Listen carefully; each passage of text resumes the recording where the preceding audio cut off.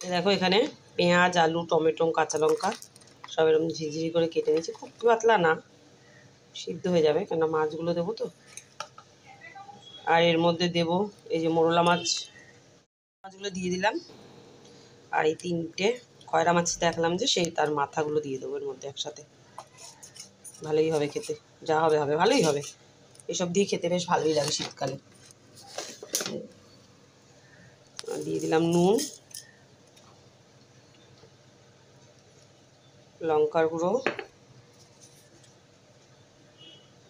হলুদ,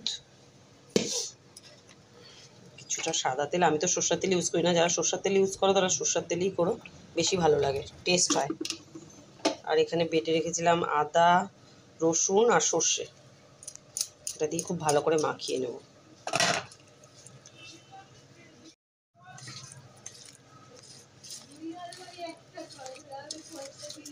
ভালো করে মেখে নিলাম যাতে সব জায়গায় মশলাগুলো লাগে। কড়াইতে অল্প করে তেল দিয়ে নিয়েছি, যেহেতু তেলটা না দিলে লেগে যাবে, ওই জন্য এটা আর গরম করবো না বেশি। দিয়ে দেবো এটা, তো দিয়ে আমি একটু সামান্য জল দিয়ে ঢাকা দিয়ে দেবো, একটু সাজিয়ে দিই, নাহলে মাথাগুলো না ভেঙে যাবে, বারবার তো উল্টানো যাবে না।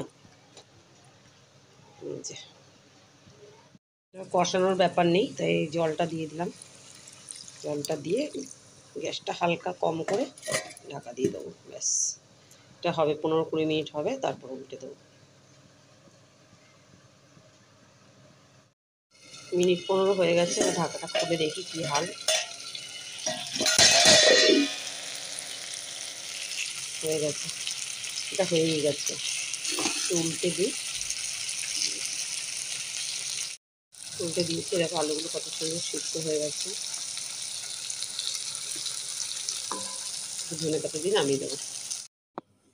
যারা ছোটো মাছের নাম শুনলেই রান্না করার ভয় পায়, এই ভিডিওটা কিন্তু তাদের জন্য। একদম চটজলদি হয়ে যাবে, কোনো ঝামেলা ছাড়াই।